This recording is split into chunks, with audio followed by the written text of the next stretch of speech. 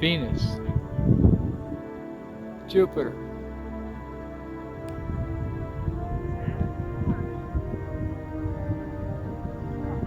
Saturn, which is almost not visible, and Mars.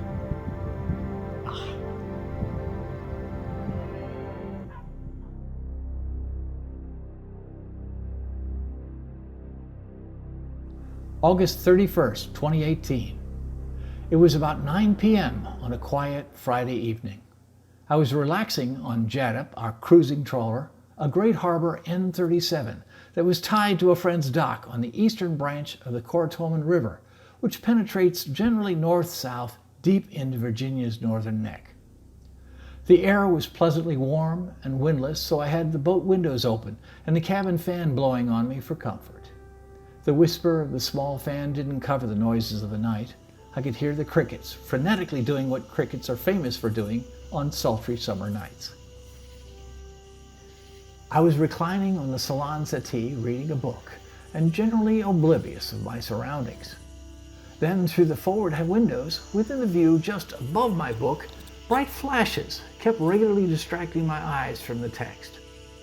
After a few minutes of this, I put down the book and made my way outside to the bow in the moonless darkness, illuminated only by the light glowing through the salon windows and the thousands of stars above, except of course for the bright flashes of lightning off the bow far in the distance every few seconds. There was a solitary dock light a couple hundred yards upstream, but I didn't notice that because my attention was riveted by bright flashes of lightning off the bow far in the distance every few seconds. There was a furious thunderstorm cell about 20 miles north of us, probably beating the heck out of Solomon's Island, but from my grandstand view, it was completely silent. A miraculous light show that seemed to go on and on without diminution. It was eerie to know the violence that was taking place within sight, and yet was sitting underneath a calm.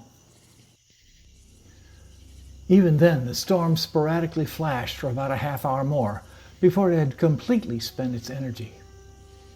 I don't really know exactly when it ended. I was sitting on the foredeck, mesmerized for such a long time, and eventually my head drooped and I just started to doze in the warm air and the comforting darkness. But when I started to awake again, it was all over.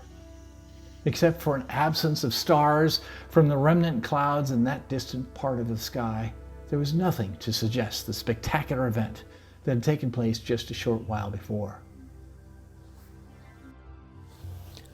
The whole experience lasted less than an hour and a half.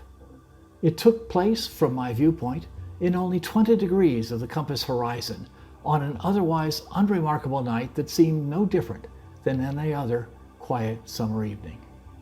There were no storm warnings or other portents to signify its coming, but it was just this sort of spontaneous phenomenon that made it such a special, memorable night.